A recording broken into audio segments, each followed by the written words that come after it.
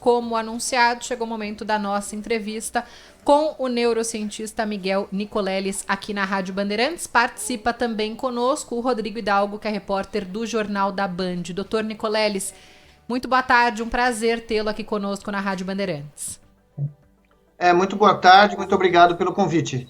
Doutor, medidas restritivas estão sendo anunciadas em diversos estados do país. Aqui em São Paulo, a gente começa com uma fase chamada de vermelha a partir da meia-noite, uma fase com uma lista extensa de serviços essenciais.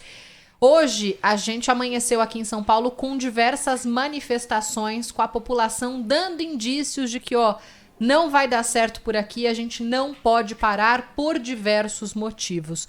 O que seria necessário para ter uma adesão maior da população agora? O senhor acredita que daqui a 2 semanas, a população cumprindo parte dessas restrições, a gente vai melhorar os índices que são apresentados hoje? O que a gente pode esperar nas próximas 2 semanas? Bom, primeiramente, nós precisamos de uma mensagem clara para a população que explique a necessidade de medidas restritivas nesse momento que é o mais dramático da pandemia no Brasil, e é importante que a população saiba que essas medidas são a única chance que nós temos de evitar uma tragédia épica no país, uma tragédia bíblica, onde com o colapso do sistema de saúde, com hospitais lotados, sem leitos para pacientes de Covid ou outros pacientes que precisem de hospitalização, nós podemos ter um fato inédito no estado mais rico do Brasil, na cidade com maior infraestrutura médica do hemisfério sul, que é a cidade de São Paulo, e se São Paulo colapsar, o Brasil colapsa. Então, é preciso que a população tenha uma mensagem absolutamente transparente, clara e verdadeira do que nos espera, do que nos aguarda se essas medidas não forem tomadas. E é, evidentemente, o que faltou ao longo de todo o ano de combate à pandemia no Brasil. Professor Nicoleles, tudo bom com o senhor? Sônia Blota, um prazer o senhor aqui no Bandeirantes Acontece. Para quem não sabe, além do professor Nicoleles ser um dos cientistas brasileiros mais prestigiados no exterior, ele é filho da minha escritora de infância, que é a Giselda Laporta Nicoleles. Muitos livros eu li da tua mãe. E, professor, eu li também o artigo que o senhor participou no The Guardian, e dizendo que o Brasil vai ficar cada vez mais isolado por conta dessa variante. E aqui a gente está dando muitas informações. Essa variante, ela seria uma fusão da variante sul-africana com a britânica, ela seria um novo vírus. As pessoas aqui elas estão um pouco perdidas no sentido do que é essa P1 e por que o senhor acredita que o Brasil vai ficar isolado cada vez mais se medidas mais do que urgentes não forem tomadas. É bem simples. Veja, quando você tem um número muito grande de pessoas infectadas, o vírus se reproduz muito rapidamente, em grandes quantidades. E aí você começa a ter um monte de mutações naturais, aleatórias, que ocorrem principalmente na parte do genoma relacionada a essa proteína, chamada proteína S, que é como o vírus ancora nas células. Se você permite que essas mutações ocorram livremente, eventualmente, você vai produzir variantes que são mais infectantes e mais letais. E como as vacinas que nós temos foram desenhadas primeiramente para combater o vírus original do começo do ano passado, do meio do ano passado, você vai conseguir neutralizar esses vírus, mas vai deixar essa variante correr solta pelo país. E com mais mutações, você vai ter outras variantes, uma atrás da outra. E com isso, você vira um grande laboratório a céu aberto para gerar variantes que o mundo não quer receber. Então, imagina, para você ter uma ideia, o que vai acontecer com o comércio exterior brasileiro, o turismo brasileiro, se os governos do mundo inteiro falaram, não, nada que vem com o passaporte do Brasil ou com o carimbo do Brasil entra no meu país. E ninguém daqui vai para lá. Então, o efeito econômico vai ser 10, 20, 1000 vezes mais danoso do que se a gente fizesse a coisa correta. E a coisa correta, que eu esqueci a parte da pergunta anterior, é fazer um lockdown de 21 dias, com o governo federal fazendo o aporte financeiro necessário, como todos os países fizeram, como o Reino Unido está fazendo há quase 3 meses, de ajudar financeiramente as pessoas, os empresários, o comércio, para ficar em casa, para a gente reduzir dramaticamente as taxas de transmissão do vírus e conseguir, com o aumento da vacinação, acabar com esse problema mais cedo. E, com isso, evitar que o Brasil se transforme numa nação pária do mundo. Professor Rodrigo Hidalgo, boa tarde ao senhor.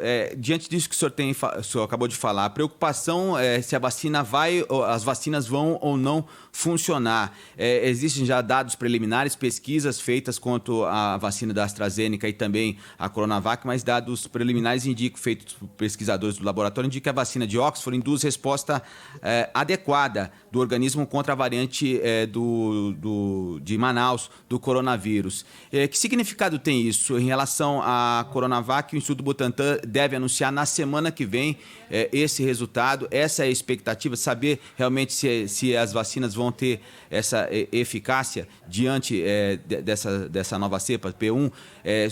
Essa informação relacionada à vacina da AstraZeneca é um dado positivo? Veja, nós estamos ainda só com dados preliminares nessa questão, né? Então, seria irresponsável da minha parte dar um definitivo diagnóstico sem a gente ver vários estudos, né, sendo feitos independentemente para a gente comparar. O que é importante agora, nós estamos vacinando entre 200 e 300 mil pessoas por dia, sendo que a capacidade histórica do Brasil de criar campanhas nacionais de vacinação é muito maior do que isso. Nós precisaríamos estar vacinando da ordem de 2 a 3 milhões de pessoas por dia, como os Estados Unidos conseguiu fazer agora, depois, né, da eleição do presidente Biden. Eles conseguiram dar a volta na questão do problema da vacinação nos Estados Unidos e ontem atingiram a marca de 2 milhões. Então, nós precisamos aumentar a vacinação, e várias vacinas, não são só as 2 que estão aqui no Brasil, nós temos que adquirir todas as vacinas disponíveis. O Brasil tem reservas internacionais acima de 300 bilhões de dólares. Esse dinheiro é do povo brasileiro, da sociedade brasileira, tem que ser usado numa questão de emergência. Quando uma família tem uma emergência, ela usa a sua poupança para cuidar dos seus entes queridos. O Brasil tem que funcionar da mesma maneira. O governo brasileiro tem que ter empatia e solidariedade com o povo brasileiro nesse momento e gastar o que for necessário para permitir que nós compremos todas as vacinas aprovadas no mundo, inclusive vacinas que agora podem ser usadas com uma dose única. Uma dose única. A Johnson & Johnson, por exemplo, permite que você só tenha uma dose única. Começou a ser usada nos Estados Unidos em grande escala. Nós precisamos acertar todos os acordos, pagar o que tiver que pagar e, ao mesmo tempo, tomar as outras medidas que nos preveniriam caso haja uma reação não tão ideal das vacinas com essas variantes. E a única forma de você ganhar uma guerra, que é exatamente o que nós estamos vivendo, é a maior guerra da história do Brasil, é ter o isolamento social e as medidas de contenção, uso de máscara, lockdowns quando o número de leitos passa de 80% de ocupação numa localidade. E nesse caso, no momento que o Brasil está, eu não vejo outra saída, e os pesquisadores ingleses concordam comigo, vários deles já se manifestaram, que o Brasil precisa de um lockdown nacional por 21 dias. Doutor Nicoleles, boa tarde. Com relação à mudança do quadro, quando a gente começa a enxergar que o vírus poderá ser domesticado, muitos falam que pelo menos 50 milhões de brasileiros deverão estar vacinados para que o quadro comece a mudar de fato. Esse número é um mito, é uma mitificação do assunto, ou de fato são necessárias 50 milhões de vacinações para que tenhamos um quadro mudando no Brasil em termos de contaminação, essa rápida contaminação dessas novas variantes? Por favor, é o senhor Zaidan que está falando? Exatamente. Nossa, ouvi o senhor a minha infância toda, é um enorme prazer poder falar com o senhor aqui. A honra é minha, a honra é nossa ter o senhor aqui. Então, esses números, eles são calculados, tem um erro, né? Tem um erro básico. Os números que nós usamos no Comitê Científico do Nordeste, quando eu era coordenador, até fevereiro desse ano, nós usávamos uma expectativa de tentar atingir 70% da população brasileira com uma resposta imunológica, né? Nós estamos falando de aproximadamente 140 milhões, no mínimo, de brasileiros. E o cálculo que eu tenho feito, O Brasil já chegou a vacinar 8 milhões de pessoas por dia. Conseguia fazer campanhas nacionais de 3 milhões de pessoas sendo vacinadas por dia. Então, se nós tivéssemos, vamos dizer, na parte inferior dessa distribuição, 2 milhões de pessoas vacinadas por dia, e nós tivéssemos 90 dias de uma campanha intensa no Brasil, nós conseguiríamos atingir essa meta. E é uma meta que poderia ser atingida, importantemente, antes do inverno.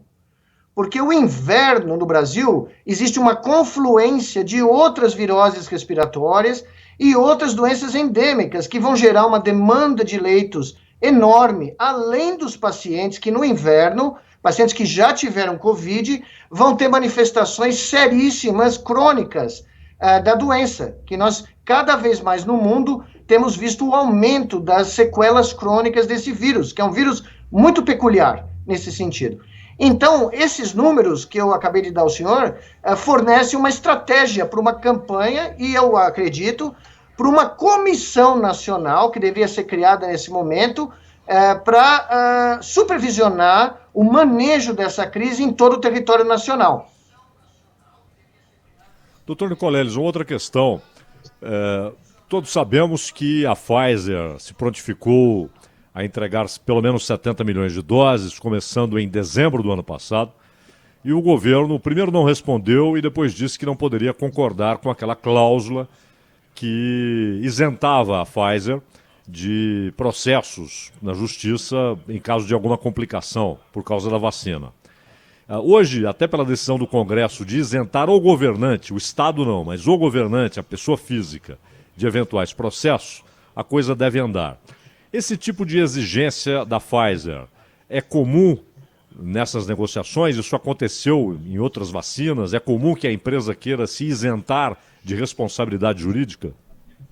Sim, é comum. Eu vivo nos Estados Unidos há 32 anos e normalmente, por causa do movimento antivacina que explodiu no país e que levou a surtos de sarampo, por exemplo, em Minnesota, em Pittsburgh, em cidades grandes dos Estados Unidos, há 2 anos atrás, as companhias farmacêuticas começaram a exigir essas cláusulas.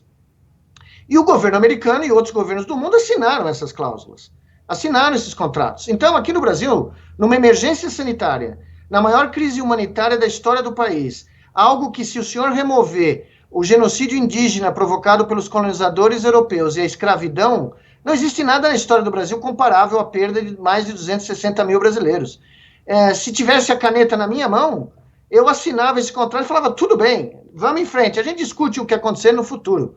E eu comprava todas as milhões de doses disponíveis, que à época, como o senhor comentou, à época existiam, estavam ali, porque o mercado brasileiro é um mercado extremamente atraente, porque a taxa de adesão das pessoas da sociedade brasileira às vacinas é uma das mais altas do mundo. Então, todas as empresas farmacêuticas querem vir para cá. Todavia, nós tínhamos que ter comprado essas vacinas meses atrás. Agora nós vamos pagar mais caro e nós vamos ter que fazer uma negociação mais dura com pessoas que não necessariamente têm a experiência necessária para fazer esse tipo de negociação. Agora, não é só a Pfizer, são outras empresas que estão na fila desejando trazer vacinas que foram aprovadas pelo FDA americano e pela Agência Regulatória Europeia, ou seja, vacinas sérias, que têm segurança e eficácia estabelecida, que já deviam estar aqui. Nós não podemos esperar até o segundo semestre.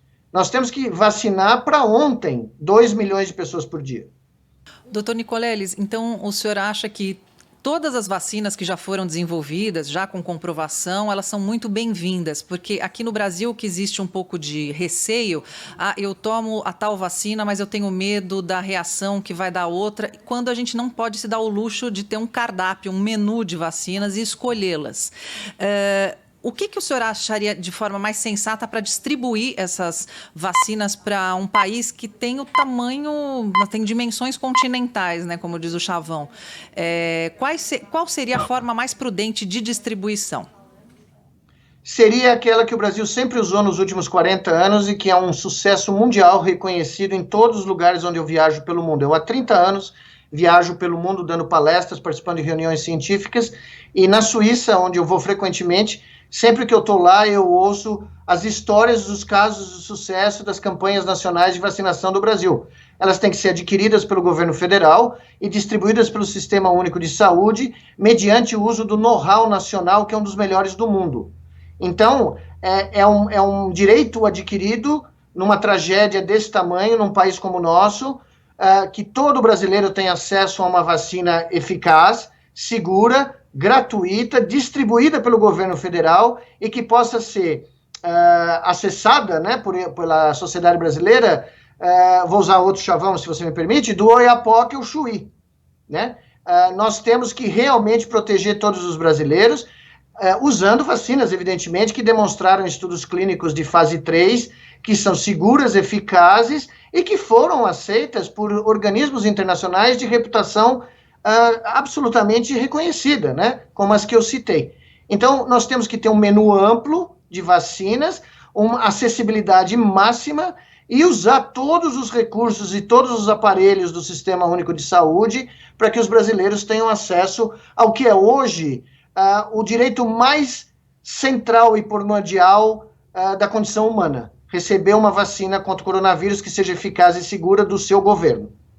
Professor, diante dessa dificuldade toda, desse atual cenário, do número de casos e do risco que o Brasil representa hoje, o senhor acredita que existe a possibilidade de uma facilitação, do lado contrário, inverso da história, uma facilitação por parte dos organismos internacionais para que essas vacinas cheguem o mais rápido possível, já que por parte do governo não está havendo essa rapidez?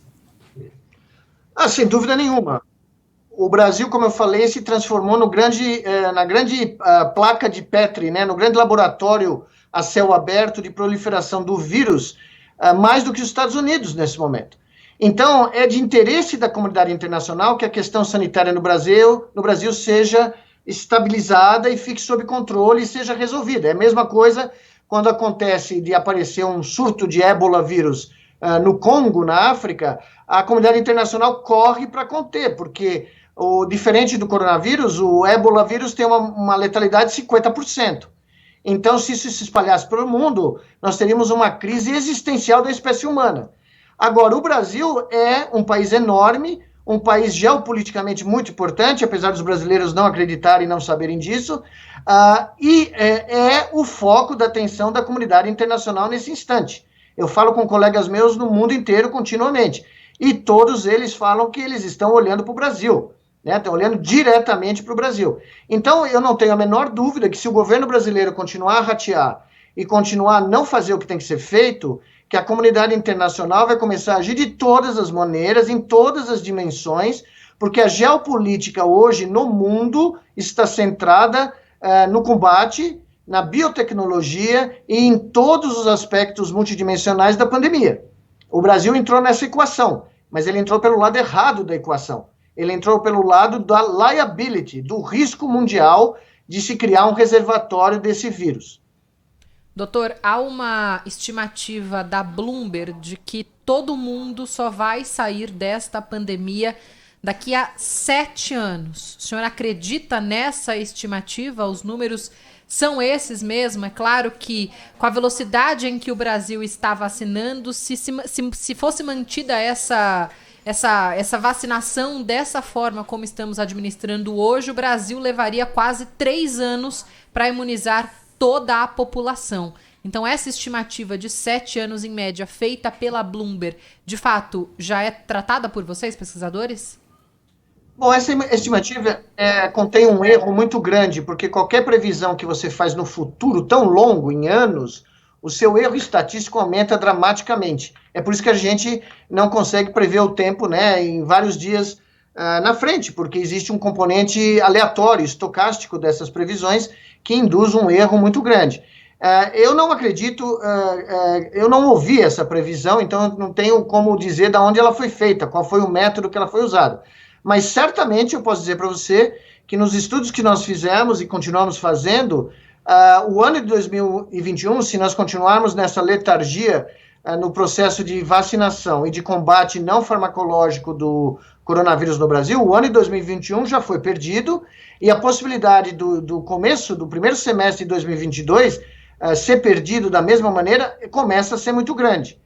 Outro dia, numa entrevista na TV na Bahia, eu falei que as pessoas se achavam que perder o Carnaval 2021 tinha sido sério, que elas começassem a imaginar que o Carnaval de 22 já estava em risco, por causa da falta das medidas, né, que são necessárias para a gente sair dessa crise. Então, eu não tenho como estimar esse número da Bloomberg, porque eu não vi o trabalho nem a metodologia que eles usaram para fazer essa citação.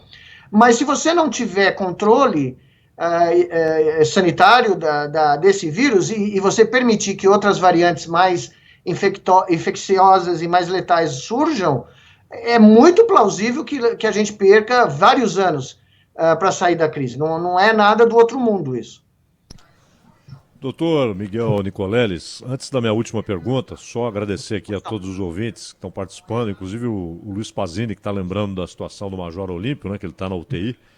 Hoje, inclusive, parece um dia inviável, Pazini, para que ele converse com repórteres, né? Ele soltou uma nota dizendo que está melhorando e participou da sessão do Senado, à distância, obviamente, desde a cama do hospital. Mas hoje, particularmente, acho que apenas essas notas são possíveis para a gente saber como está o Major Olímpio. E a gente ora aqui, pede a Deus para que ele se recupere logo. Doutor Nicoleles, a minha última é o seguinte. O senhor falou a respeito do lockdown, da necessidade imprescindível que o senhor vê que ocorra como medida mais eficiente. Agora, nós sabemos que o Brasil é um país de desigualdades crônicas, históricas, e muita gente na periferia das grandes cidades, nas favelas, né, muitas vezes está ali em casas que, como disse alguém, as ruas são extensão das casas nas favelas, porque são pequenas, com muita gente, as pessoas precisam sair. É ali na rua que ela tem a possibilidade até de ficar mais isolada até, né? São casas pequenas, muitas vezes sem janelas laterais, umas coladas às outras. E a dificuldade de conseguir alimento, de ter de sair para a rua para buscar comida todo dia, muitas vezes para vender uma bala na rua para poder comer. Como é possível harmonizar a ideia do lockdown com a miséria que açoita milhões no Brasil? O senhor tem toda a razão. A pandemia expôs a todas as fragilidades do sistema econômico e político que perdura no Brasil e que se exacerbou dramaticamente nos últimos anos. O Brasil voltou ao mapa da fome, o Brasil está caindo em vários indicadores de pobreza, né, aumentando a pobreza brasileira, mas o Brasil tem um exemplo a seguir, de nações com problemas ainda mais graves que as nossas, como a Índia e o Vietnã, por exemplo, que são países com densidades demográficas muito mais altas, como eu falei hoje de manhã numa rádio do Rio Grande do Sul, da província do norte da Índia, que é do tamanho de Pernambuco, e com a população do Brasil. E o senhor imagine 210 milhões de pessoas vivendo numa área territorial do tamanho de Pernambuco, com índices de miséria ainda maior do que o Brasil, com esgotos a céu aberto, com problemas alimentares gravíssimos. Ainda assim, o governo do estado e do governo nacional da Índia fez um lockdown extremamente eficiente, distribuindo medicamentos, distribuindo comida, testando, isolando as pessoas nos equipamentos de estado, como as escolas, até os quartéis foram usados para isolar as pessoas. O Vietnã, que tem uma população de 100 milhões de pessoas, a última vez que eu olhei, faz tempo que eu deixei de olhar o Vietnã, porque é um sucesso tão gigantesco, mas o Vietnã não tinha 100 mortos em um ano de pandemia no momento que eu olhei. O que eles fizeram? Eles usaram todos os recursos de uma nação pobre, mas que tem um espírito comunitário muito grande, usaram o exército para distribuir alimentação, o governo distribuiu recursos financeiros, testagem na casa das pessoas, fizeram lockdowns efetivos, e o Vietnã é um exemplo para o mundo. Assim como a Índia, que todos previam uma explosão de milhões de casos, e a Índia consegue hoje ter menos casos diários do que o Brasil. É um sucesso impressionante. Evidentemente, a Índia não tem um sistema único de saúde, ela não tem o know-how que o Brasil tem de medicina familiar, e ela não tem condições mínimas sanitárias, né, comparadas com o Brasil, para fazer o que fez. Mas fez. Porque o governo local e o governo federal foi ao povo hindu e disse basicamente o seguinte: é isso ou nós corremos o risco da maior crise da história da Índia, maior ainda do que a pandemia de 1918, que matou 20 milhões de indianos. E a memória da pandemia de 18 ainda persiste na Índia. E os indianos se uniram como um país, numa comunidade, assim como os vietnamitas, e fizeram o que tem que ser feito. Não é fácil, eu não estou dizendo que não vai ter problemas, mas numa guerra de extermínio, quando você é invadido por um inimigo e você está cercado, e é uma nação inteira que está cercada pelo coronavírus nesse momento, você tem duas opções. Você tem que fazer o que é possível para salvar vidas e salvar o país, ou você tem que abdicar da sua sobrevivência e da sua soberania e perecer. Eu acho que a escolha nesse momento é bem clara para o Brasil. E outras nações tomaram e fizeram a escolha correta e estão saindo dessa crise. Professor Miguel Nicoleles, nós agradecemos muito a presença do senhor aqui no Bandeirantes Acontece. Volte sempre, o senhor tem o microfone sempre aberto aqui pra gente. Obrigada pelos esclarecimentos.